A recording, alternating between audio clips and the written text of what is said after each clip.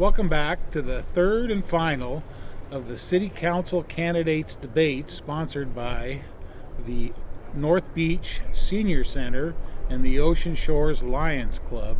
Here tonight at the Ocean Shores Lions Club, we have the candidates for position number 5, Lisa Scott and Patrick Doherty, and they'll be inside here in just a few minutes, and we'll get the debate rolling. And the election again is on November 2nd. You should have gotten your voter pamphlets in the mail, and ballots should be forthcoming in the near future. Thanks, folks, for watching. Good evening, ladies and gentlemen. I believe it's 6 o'clock. I believe we have a very good turnout. Welcome.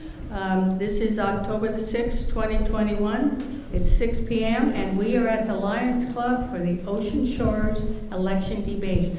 Our candidates today are Lisa Scott and Patrick Doherty. Please give them a round.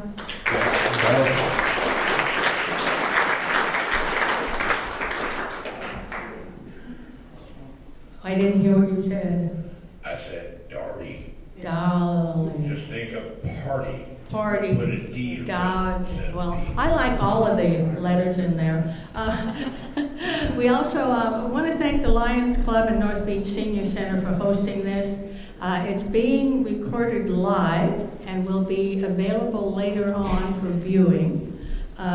If you noticed, I'm not Jeff. He's had some family business he needed to attend to, and he's asked me to be the moderator for this event. My name is Jan Hyatt. I've been a resident in Ocean Shores since about 2018. We also have a few volunteers here. We have Randy, Stephen, and Sarah, and they come early, set up, and I'd like to give them a round of applause. It's very important what they do. Also, are there forms on the desk over here if you have a specific question? It wouldn't be, we wouldn't ask it tonight, but did we put forms out? Okay, no forms. Each candidate will have 5 minutes for an opening and a closing speech. And when the questions are asked, they'll have 3 minutes each to answer the question. The other person can then have a 2-minute rebuttal if they so choose. We are asking that please be no applauding or comments or any derogatory remarks from the audience. Any person making a disturbance will be asked to leave, and as Jeff always says, we do have security here. Again, thanks to the candidates, and we'll proceed ahead unless there's anything I'm not aware of. Okay, we'll ask the candidates to give their 5-minute opening speech, and Lisa, would you like to start? Yes, thank you. All right. I'd like to thank everyone for coming this evening. I know everybody's schedules are busy, and this is a really important election, so thank you so much for coming out tonight.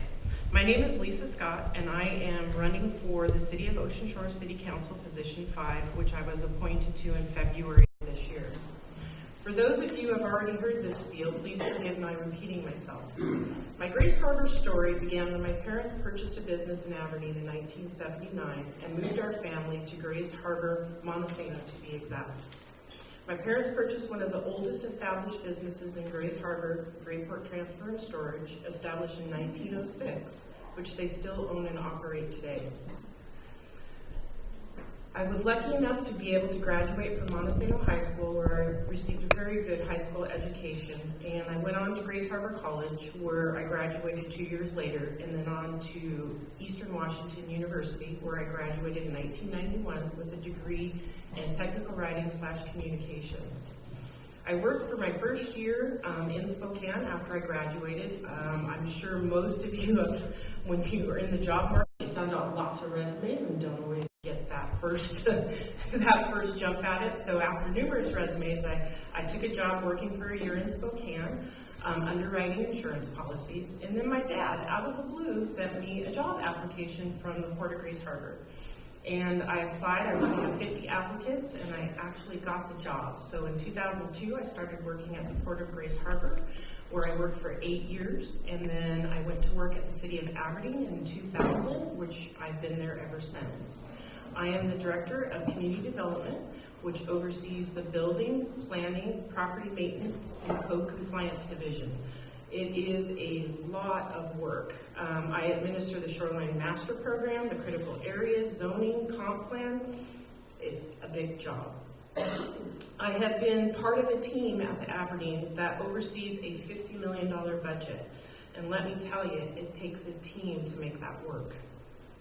I moved to Ocean Shores in 2013, where I met my significant other, who owns and operates a small business in Ocean Shores and has for 20 years.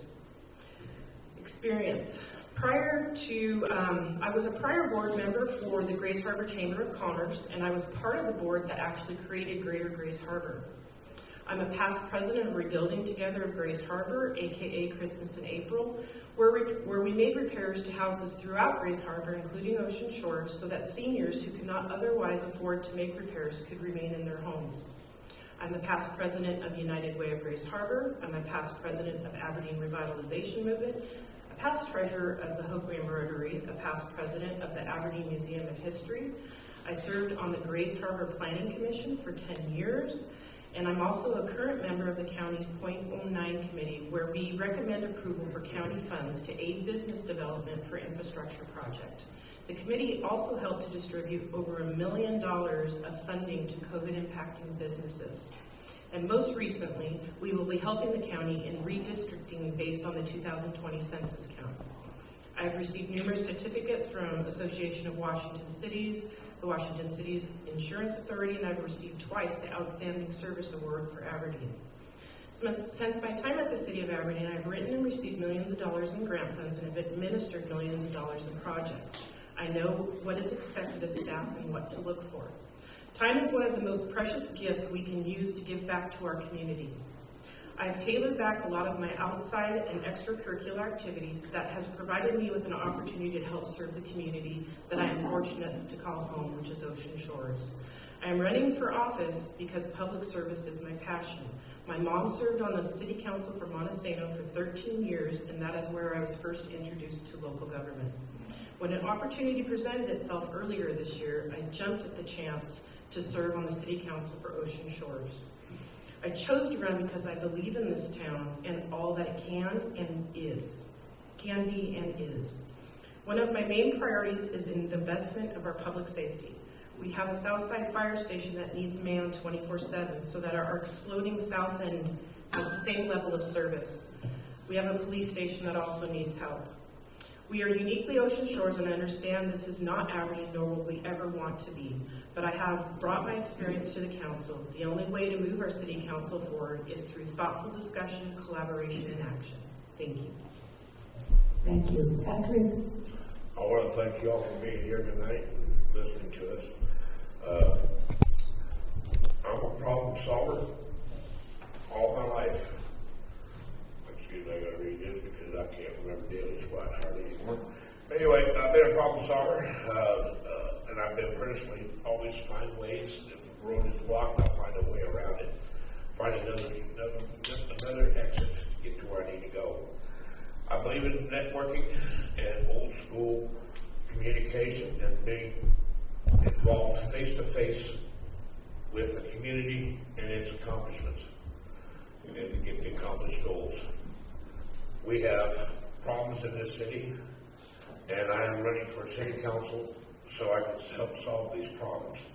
My name is Patrick Doherty, and I am running for city council seat 5. Here are my views for the vision for Ocean Shores. Transparency through city government, safety for our citizens and our tourists, and the availability for proper health care and transportation. That's something we lack here in this city. Our city is growing tremendous, and the responsibility of growth is ours. And when I need to be the voice of everybody here on the city council, we will be talking about the issues throughout this debate, and I'll have a chance at the end to talk to each of you if you have any issues you want to discuss. But anyway, a little bit about myself. I grew up on a horse ranch, had 2 sisters, stepdad, and a mom. I ran cross country, also track and wrestling when I was in high school. And after graduating, I joined the United States Air Force for 4 years as a jet engine technician, troubleshooting specialist. I worked on F-4s and F-111s. Most of the time I was stationed in Europe. After getting out of the Air Force and being honorably discharged, I got into the trucking industry and was in it for 40 years. And for the last 25, I own my own company. And doing that, I learned about financial responsibility. And this means planning ahead, keeping track of income and expenditures, and would bring the same to the council with all my skills. Excuse me, I'm not a public talker. So anyway, thank you. I've raised a set of twins, a boy and a girl, and I earned an associate's degree in manufacturing technology and 1 in general studies from Clackamas Community College. I did that in 3 years. I was also president of Phi Theta Kappa, which is the honor society, and we made the national dean's list 2 years in a row, and only 0.5% of college students do that. Moving to Oregon, I am a full-time resident here at Ocean Shores. Been here 4 years, almost 4 years. I reside here with my wife, and I got 2 grown special needs sons, so it keeps me pretty occupied there as well. And we have grown to love and endorse this community. Currently, volunteering, well, I shouldn't say currently, because since I started this campaign, I've kind of neglected my volunteering duties with the Senior Citizen Center, which during their food to farm, or farm to family distribution for 1.5 years, I was there every Saturday, helping out with that distribution, also delivering food from food bank. I am a member of the Ocean Shores Lions Club. I'm currently first vice president here, also a member of the Elks. I have a passion for motorcycles. I've had the same motorcycle in 1985 FL TCU for 30 years now. She's my 35-year-old mistress. But anyway, being involved in the community through my volunteer work and affiliation with the local fraternity organizations, I have come to realize there are many things that I can bring to the table here in Ocean Shores on the city council. And there's a lot of things I can contribute. And thank you. All right, thank you. Can you hear me? Am I on? No. Okay. Hello, says I'm on. Button up? Yes. Okay, try that. No. All right, now, thank you. All right. Oh, I threatened it. Oh, thank you. All right, we're going to go to question 1, and I'll read it. It's quite lengthy, so I think you have it up there on the screen also. The city's procurement practices have raised many questions in recent years. What do you know about procurement practices? If you feel there are improvements to be made, what would you suggest? And who would like to start? Okay, Lisa. Okay, so procurement practices in the city of Ocean Shores have raised many questions in recent years. I was appointed to city council in February, and I know procurement practice, there have been some questions that have come up. I believe that staff has been diligent in finding those answers and getting them to us. So procurement practices, there definitely is a procedure and process to follow, as guided by your RCWs and your WACs. You need to follow those. Bidding practices, the same thing. It's really difficult in small jurisdictions, small communities when it comes to bidding projects, purely because there's a lot of agencies companies that won't bid here. And so sometimes we only get one bid. And it does become very difficult to do business when you only get one bid. So it is a challenge. It's one that we try to solve. I know staff's been doing a great job. Staff's been doing a great job. Are there room for improvements? There's always room for improvements. I think one of the things is potentially calling up those individual companies sometimes and asking for them to submit a bid, reaching out and just making that contact. Sometimes companies may miss something that is posted in the paper or in the Daily Journal of Commerce. They might not always see that on the website. So sometimes maybe making that extra contact, but there's definitely always room for improvement. Thank you. Patrick? I basically feel the same thing, except that as far as doing cold calls to companies that are in the same business, that to do the particular bid, do the job, is definitely a necessity, instead of just leaving the bid, taking the first bid that comes along. Need to, like I said, make the cold calls and talk to other people, and need more than one bid to get the job done right. And definitely need improvements. All right, thank you. Go to question 2. How do you plan to involve residents in the decision-making process for Ocean Shores? Patrick? Getting out and talking to them. And I've got my number out there, and I've had numerous residents contact me, asking me questions, and I think that's how we've got to do town halls. We've got to get some of them going. Something like this right here. So that's basically my opinion of getting the residents involved. Or even possibly if there's a big issue, send out a mailer for the people that, so that they're aware of it, for those who aren't on social media. Thank you. Lisa? Thank you. One of the things I'd like to see happen is for the city to host town hall, neighborhood meetings at least 3 or 4 times a year and bounce them around. Have one at the grade school, have one at the convention center, have one at the community club. But a chance for people to come out and listen and have not only the council there, the mayor and city staff to answer those questions, because there's a lot of time that the citizens want to hear from city staff. And I think it's important to have that connection to city staff. That's who's going to have the answer. We can get the answer as council, but sometimes it's really difficult because staff will have that and we act as the middleman. So I think those, and I'd like to foster that, is those town hall meetings or those community meetings, because that's where I think you're going to get the citizens. And you accept the comments. I think the first few will probably be pretty rough, but then after that, you get down to the brass tacks and you talk to the citizens. Another good thing is Patrick mentioned a utility flyer, but using your utility bills to get information out as well is a good resource because everybody, that pretty much votes in the city gets a utility bill. So that's another area.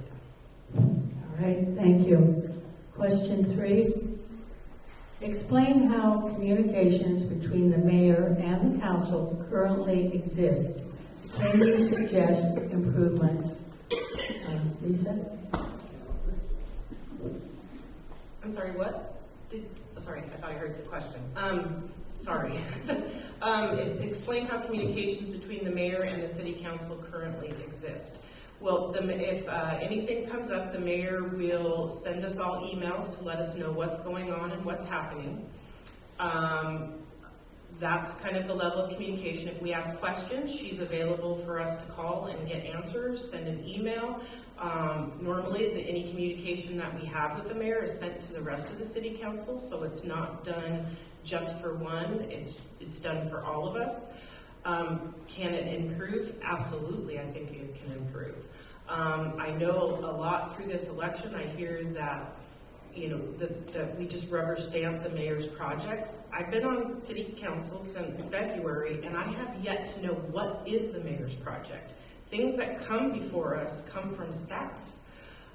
We don't have those conversations with the mayor on what her projects are. We get what comes before us, we discuss it, and we go from there. So that's kind of the basis of the communication. Is there room for improvement? Yes. All right. Thank you. Question 4. Well, actually, I cannot answer this question due to the fact that I do not sit on city council, and I do not have communication with the mayor, so we'll just leave it at that. That's an answer that I cannot answer. A question I cannot answer. All right, then can we go to number 4? Is there a need for the city to address low-income housing and or services for the homeless? How would you suggest the city approach these decisions? And I think is Patrick. We definitely need low-income housing, especially for the employees. How to accomplish that, I really don't know, except maybe purchasing a closed motel and opening it up, reconstructing or rebuilding it to accommodate some of our employees in town. And services for the homeless, right now there is none here in town. So that's going to be a hard one. We've got, part to get that developed, medical, transportation, etc., for this to happen. And it's up to the people to help, put their input in, so we can listen to it and find out what all they want. Give us some ideas. All right, thank you, Lisa. Yes, there was recently a legislative bill, 1220, that passed through the legislature requiring cities to plan for and address homeless services. So I believe the city is doing that and is working through that process. Is it perfect? Absolutely not. Is there more discussion that needs to happen? Absolutely. I'm not an advocate for the city to create a housing department and go into the housing business.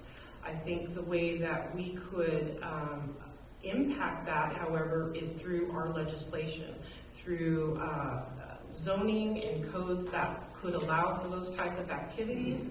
But as far as the city, we can encourage the development of low-income housing, but in terms of outside of the legislative, I'm not in favor of supporting city funds to address low income.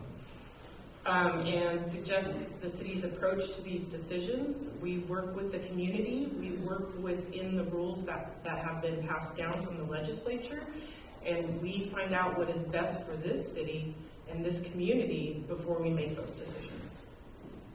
All right, thank you. We'll go to question 5. What type of development planning should be created for Ocean Shores? What is the Planning Commission's role in this, and what is it currently doing? Who's next? Lisa. What type of development planning should be created for Ocean Shores? And so that's kind of a loaded question, so I'm going to assume that means more along the lines of design standards. And the Planning Commission is working on that now. I think that the city is doing a wonderful job in getting that comp plan done. We're on the road to get that approved by the end of this year, and that's the first step. The second step is to tackle the zoning code and to create the code that balances and supports that comprehensive plan, because that's where a lot of your development is going to happen. It's your long-range vision for what you want the city to be, and it can be amended and it can be changed, but generally that is what the high-level vision is for the city.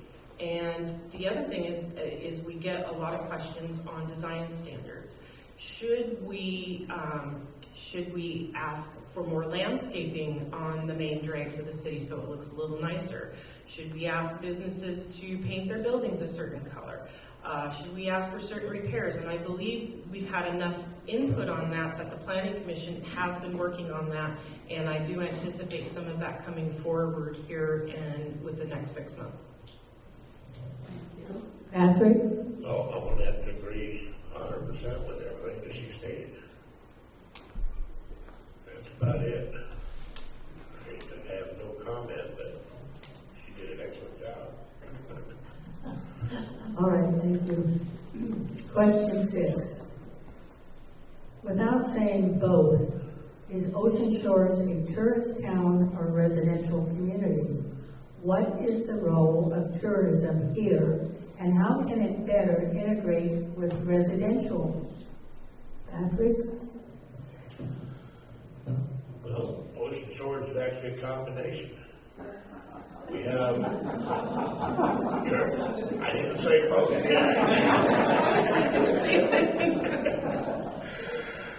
And we depend on each one to help support this town. And as far as tourism goes, I think we're doing a pretty good job with the events that are bringing money into town. There's some other options I think we need to observe due to the fact we just lost our 6th restaurant here in town. And, well, I hate to say this part, we need to bring in some food carts during the holidays to take care of our tourism, because people aren't going to stand and sit around and wait 2-3 hours to find a place to eat. So we got to accommodate both. Okay. Thank you. Hello? You notice my last word was both. So I'm going to steal his word and say it is a combination. That's a tough one to come up with another word. We are a tourist town and we are a residential community. And I think as Patrick said, they support each other. And I think in order for the citizens to have the services that we have to have that tourist impact, those dollars coming in to support those services. Fire, police, our roads, granted, yes, our citizens did do a lid, and our infrastructure, but those dollars that come in do help support those services. And I think without them, you just aren't going to have the quality of services that we have. What is the role of tourism here and how can it better integrate with residential? I do think we do a good job with tourism. I think there's a lot of room for improvement. We have a fresh waterway system. We have an amazing environmental community here that ecotourism is a big thing. You've got a lot of I'll call them techies that love the outdoors, that come here, that want to use our waterways, kayak, swim, fish. They want to surf in the ocean. And we have amazing trails and parks. And to me, we could do a better job of promoting ecotourism. All right, thank you. We'll go to question 6. 7. Hi there. Good morning. 7. Good morning. Various programs have been suggested to improve the city, including increased green space preservation, the Dark Skies Initiative, and increased walkability, sidewalks, among others. What are your improvement suggestions, and how would you implement the programs you suggest? Who's next? Lisa? That would be me. There are a lot of good initiatives that have come forward. I am a big proponent of green space preservation. I think that the city has made a good turn of hiring Marshall to administer the clearing permits, and he had a backlog to catch up with. He's doing a good job. And I think that's the step in the right direction, and there's more that needs to be done to preserve the green space. Increase sidewalks and walkability, absolutely. I live on Point Brown in the middle of downtown. I watch mothers push their strollers, dodging potholes and cars at the same time. Kids on bikes are dodging cars that are backing out of parking lots. It is difficult, and if any of you have walked across Point Brown, you play chicken with the cars. And I think having sidewalks and having crosswalks, that's really important, an important thing. How we get there is going to be a little bit more challenging. The city received a grant for almost $20 million to do sidewalks and could not agree and ended up giving the money back. It's going to be difficult to get future grants for sidewalks without having a collective community interest. We have to involve the businesses in there. Parking needs to be addressed, because if you're going to be eliminating businesses parking, you're going to have to account for it somewhere else for it to be successful. Have it like other communities where they have public parking lots where you can walk to the businesses, you can walk to your destinations. Encourage people to bike and walk, because we need to support our local businesses, because without them, again, there is no ocean shores. We are going to lack in services, so we need to do things to support them. I fully agree. I've got an idea as far as the sidewalks and the crosswalks. Coming up Point Brown, do one sidewalk right down the center of the median and have it where it curves around the trees. That way you've got walking back and forth, and to have your crosswalk set up at each junction where the highway crosses. That way you're not eliminating parking spots for your businesses, because they are extremely limited as it is. And green space, definitely. I've seen so much property just totally devastated, took right down to the sand on the entire lots. And I'm totally against that part of it. Dark skies initiative, excuse me, that's a new one on me. Is that Star Wars? Yeah. Well, downtown, yes, but I'm gonna say that's about the limit of it. All these highways, we don't really need lighting like down where I live, down Mount Olympus. Mother Nature provides its own. So that's my suggestion. All right, thank you. We'll go to question 8. If you were to choose one short-term and one long-term goal for Ocean Shores, what would they be? Short term would be get in the sidewalks and the crosswalks. Shouldn't take too long to do that. Heck, I could get out with a can of spray paint and do it. Less than $250,000 for one, like the city was opposed to the city. Long term, we got to do something with our waterways. And it's going to be a really long-term project and an expensive one. Any rebuttal of it? Okay. Yes, go ahead. Did you want me to go? Yes. Okay. So, short-term goal. Short-term would be to be honest, a short-term would be to add on to the Southside Fire Station, to man that 24/7. I think that is a short-term goal, and it's one that we need. Long-term goal, well, that is, we have so many challenges here at the city, and it is so hard to pick one goal. I mean, we have fresh waterways, we have sidewalks, we have fire break. And it's going to take the city working together to prioritize that list. So if I had to pick one long-term goal, it's to improve our public safety. Police and fire, we need to take care of them. All right. That's the end of the questions, and what I would like to do is have 2 or 3 more questions from the audience. Be nice and polite about it. And if anyone has a specific question that these 2 candidates can answer, please raise your hand. All right. Please come up and introduce yourself.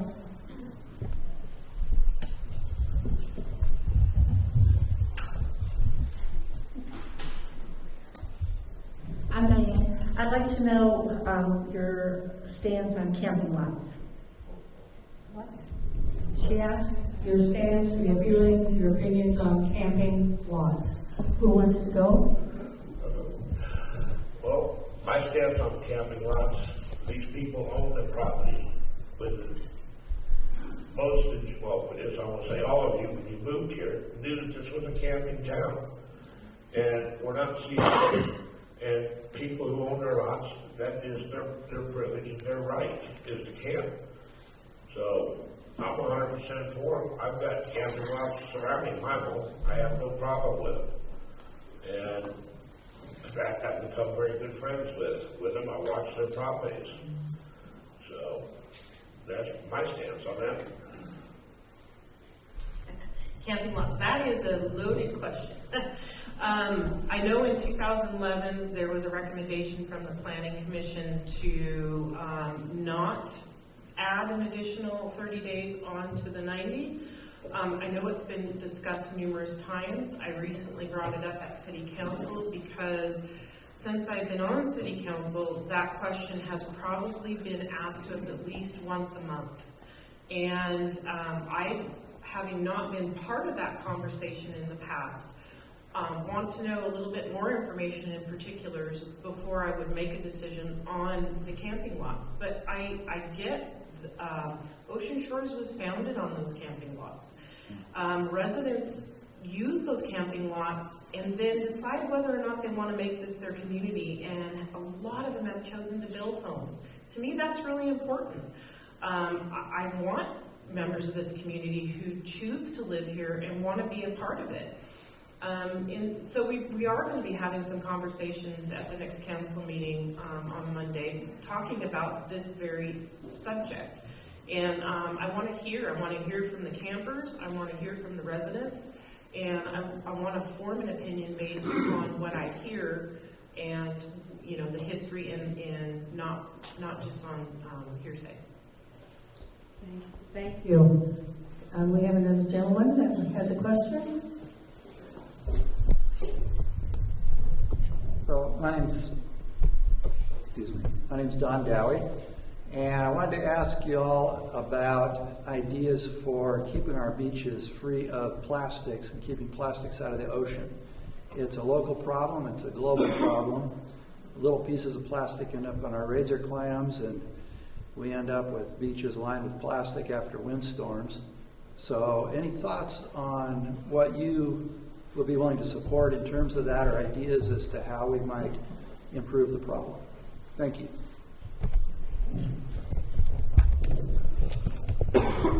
Well, I personally, every time I'm out on the beach, I don't leave that beach until I've got at least 3 pieces of garbage and throw in the back of my pickup. On the 4th of July, I go out the day after, on the 5th, and I pick up the little bitty rockets that are from your big, I don't know what I would call those, the Saturns. Seems like most people leave those. They take up the big stuff, but it's the little bitty stuff that they leave. Last year I picked up over 2,000 of them. The year before that, almost 3. So, you know, if everybody did their part on when they hit the beach, pick some stuff up. Just don't let it lie. That'll help keep our beaches clean. So recently, we just implemented the plastic bag, so I think that'll help, because I know that they float through the air everywhere. So I'm kind of excited that, you know, and then when I get to the grocery store, I forget I forgot my bag. But so that's a good step in the right direction. I don't pretend to know what the answers are for that. I know we do have people that come down, and there's concerted effort to keep the beaches clean. I'd be interested to find out what the city could do to support that endeavor. I don't know what the answer is to reduce plastics. You're right, it is a global issue, and it definitely is a local issue. Outside of, you know, what we can do for cleanup, I'm not sure, but I'm open to having that conversation. If there's things the city can do to ease that, I'd be all ears to hear that. Thank you. We have one more question. Yeah. My name is Paul Schultz. I live on the Grand Canal. My question is about the fresh waterways. What do you think the city should do to maintain our fresh waterway system? Fresh waterways, that is a big challenge. are so many ideas that have been floated around. Dredging, adding a city department with staff, the city participating more. Those are all viable and really good options. I think the city doesn't do enough to support the fresh waterways. It has a huge way to come to help out. Our volunteers are getting older. They're getting fewer. We need to step up as a city, and we need to help that. I'm really looking forward to, whether I'm on city council or not, I am really looking forward to seeing what the Fresh Waterways Committee brings back to the city council. We asked them to give us a list of priorities and, and put and rank them, so that gives us an understanding of what they need immediately, so that we can turn around and budgetarily fund those things to get them done. I think long range, we work with the citizens, we work with the Fresh Waterways Committee, and we find out what that plan is and what that's going to look like. It's going to take all of us together, whether you live on the fresh waterways or not. We all use them. We've got tourists that love them and use them as well, and we need to step up and take care of them. And I'm an advocate for the fresh waterways. Bob and Carol have been working with them. I also attend the Fresh Waterways Advisory Board meeting, and there are ideas thrown out for how to do this, but it all comes down to the lack of funds. Seems like the city don't want to compensate or pay for any of the improvements on the waterways. And with the current people that are involved, we're all seniors, getting up there in our mid-60s and 70s and even older. So the city needs to step up and pick up the ball and start funding, getting outside sources to come in. There was talk today at the advisory board about a company that would come in and rake, and there's discussion what that's going to cost. This is a sample area to see what we get accomplished. I've done some research on some equipment myself that operated by one person. It's small, but it would be a start. But it's all up to the city and providing funding to get this accomplished. Thank you. No other questions? Oh, we have one question here, please.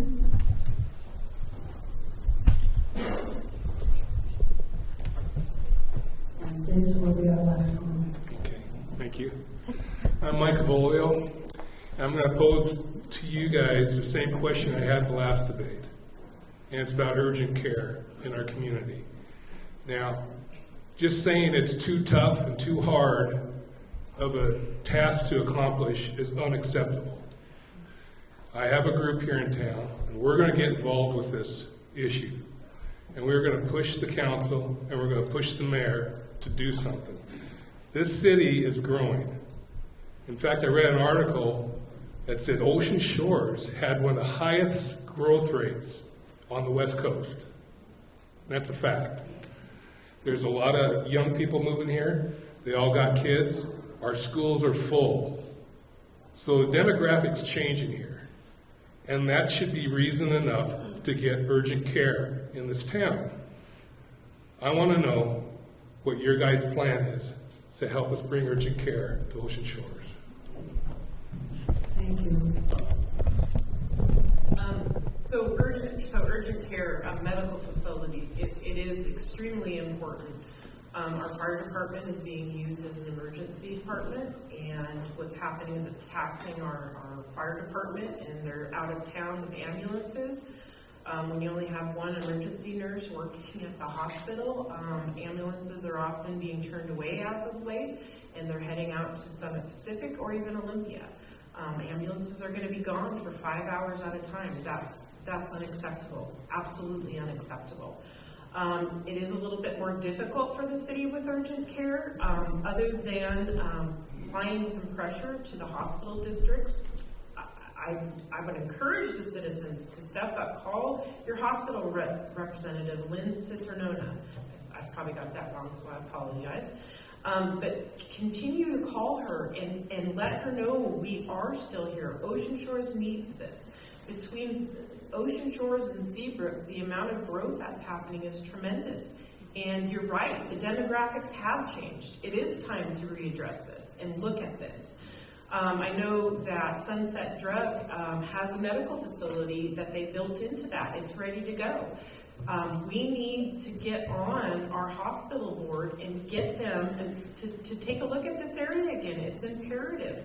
Our residents need it. We're growing. It is unacceptable. Totally unacceptable. We need to get another ambulance service in here to provide service for those that are in less need of, I don't know what the term is, the fire department used for, life-threatening.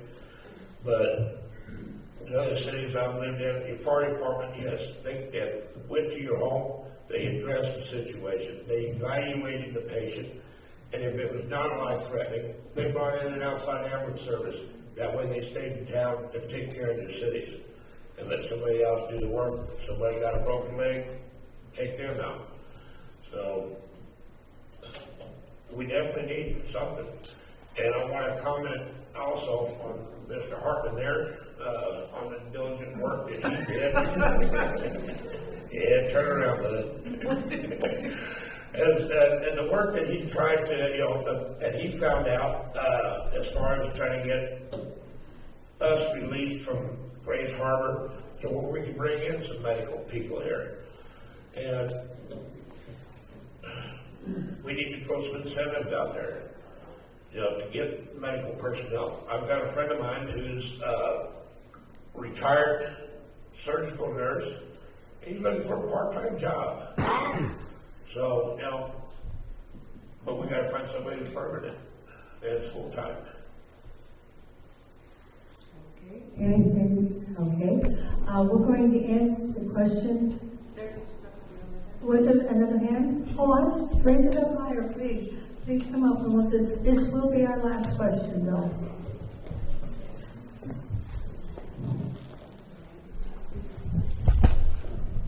Thank you for your time. My name is Jane Perky, and I'm a resident of Ocean Shores. And you both have presented some fine and important issues that the residents of Ocean Shores are concerned with. But I haven't heard any plans for sources of revenue. I can't help but to think taxes are going to have to increase. We're going to have to fund these very important issues. What are your thoughts? Thank you. You're absolutely right. Funding is the main issue. It's the main stumbling block. That's why I believe it is really important with that list of priorities. The city needs to set what those priorities are and fund them. Whether you agree with the mayor or you don't, you like the mayor or you don't. She has done a phenomenal job to get our revenues. They're even better today than they were yesterday. And we do have a little bit of money in the fund, in the general fund, that we need to start allocating to what those priorities are.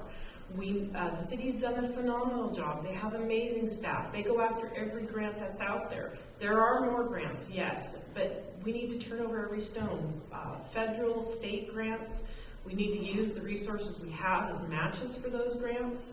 And we want to try to do this without raising taxes. Is it going to be completely possible to do the whole list? Probably not. I would like to shy away from doing another lid.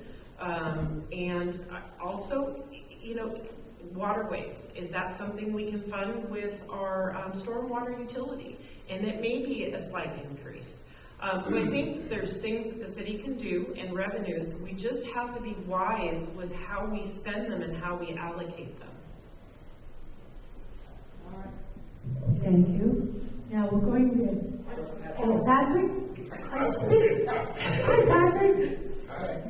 I fully agree, and a lot of us are on fixed incomes, and we can't afford much more, taxation.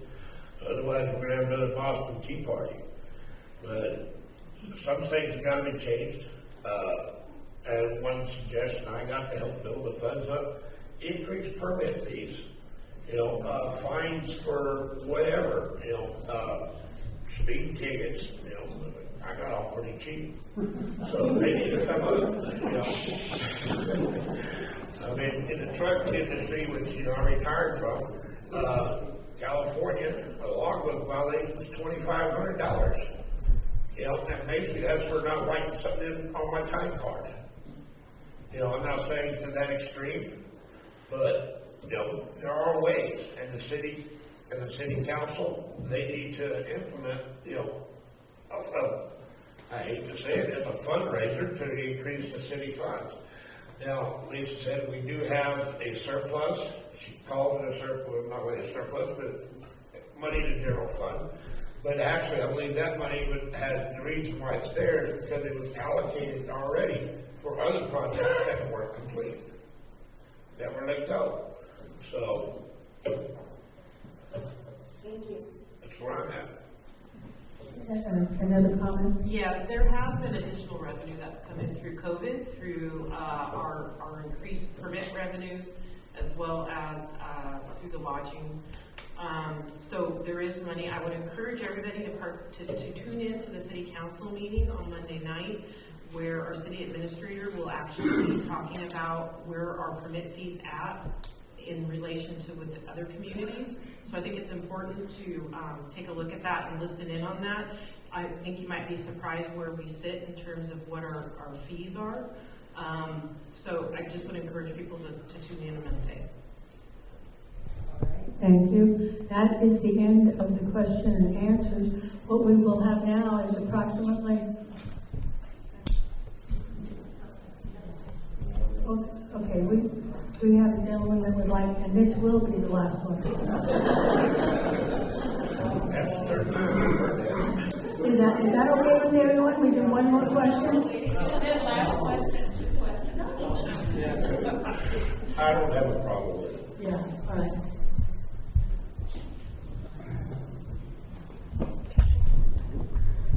My name is Norm Perky, and I've been in Ocean Shores exactly 4 days. But I'm from Myrtle Beach, South Carolina, and I also, in recent years, have been to Virginia Beach, Rehoboth Beach, all these resort towns on the eastern seaboard. And they all have one thing that you don't have, and that is a boardwalk or a walkway that attracts tourists. And the tourists coming will pay for your taxes. They'll pay for your services. They'll pay for your fire department and your police department. And that's what these resort towns on the East Coast do. They get these tourists in, and the tourists keep the taxes low by funding all these things that are required for cities, but they do it through attracting the tourists. And if you build like a boardwalk walkway with nice lighting, beautiful lighting, you want it to light up and attract the tourists both day and night, they'll come. If you build it, they will come. Thank you. And welcome to Ocean Shores. Quick answers? Welcome to Ocean Shores. I agree, absolutely. We need to, I mentioned earlier that tourists support the services that we have locally, and we need to encourage more of that.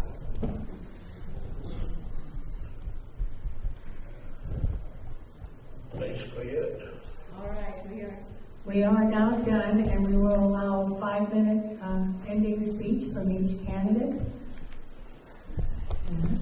I'll start out so you can I can get my stumbling out of here. All right, Patrick, thank you. Okay. To me, working as a city council person means building sweat equity. That's building value through hard work, just as I have done all my life with the food bank, also with the senior citizen here in Ocean Shores. Been out there standing on the street side, hot. I got a lot of sweat involved in that and handing out food. But anyway, I see and understand our growth pains and I can't breathe, gotta get my eyes fixed. And the complexities that come along with growth. But anyway, I'm gonna skip that one. I'm pretty stressed right now. Flying out Friday to get all my teeth yanked and just a lot of stuff going on. But anyway, I've had many discussions with members of our community, and they believe, as I do, having an urgent care facility and alternate medical transportation is a necessity that we must have here for the city. As most of us, we've got to travel to Hoquiam, Aberdeen, and even beyond for medical assistance. Our city is developed around our waterways and our golf course. Our golf course has been fairly well taken care of, but our waterways have been neglected for many years. So that is a serious problem that needs to be addressed. And I'm doing everything I can to help with that. We need to double down on safety. Our city needs more crosswalks, especially along Point Brown, and we have to explore sidewalks and crosswalks and other alternatives. We got to keep our tourists and our citizens safe. Back when I served in the Air Force, people would come to me with a problem, and I was kind of like radar when I was in. If they needed something, I could find it. I found if there was a problem, I found the solution for it.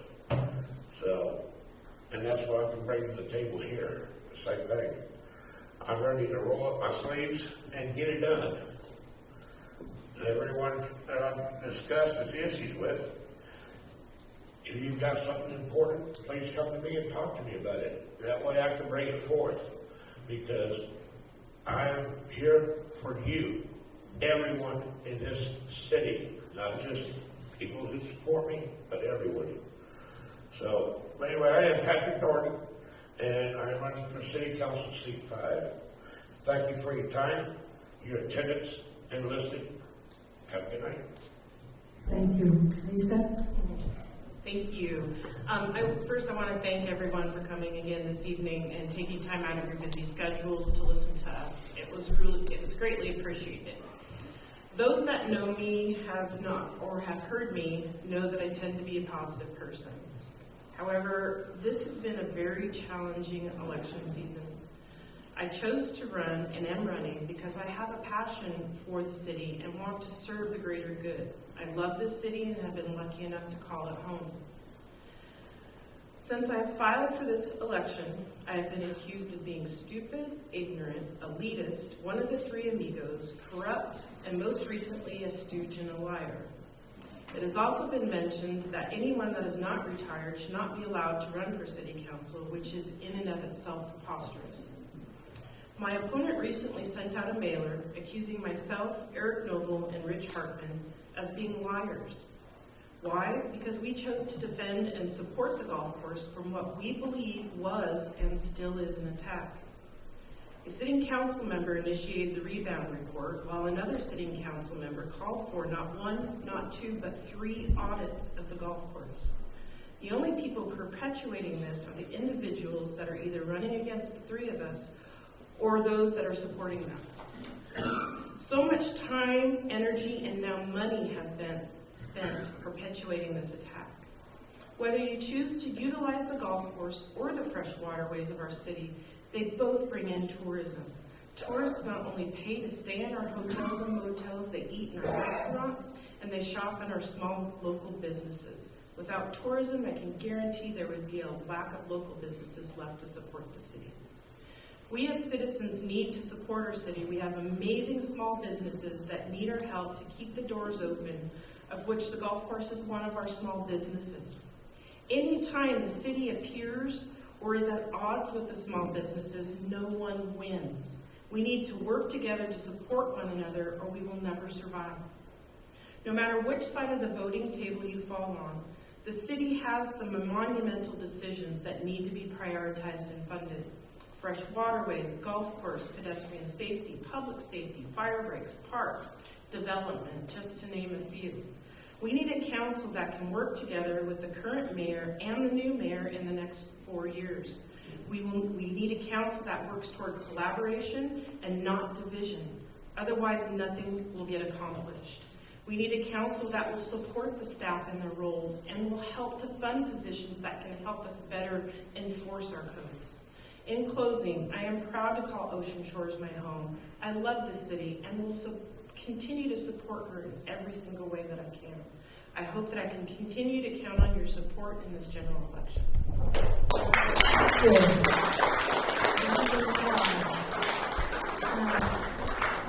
We will be closing out this meeting, but I'm assuming you will stay around if someone has a question or would like to talk to you. And if anyone would like to help us, we'll be moving the chairs also. So thank you for attending.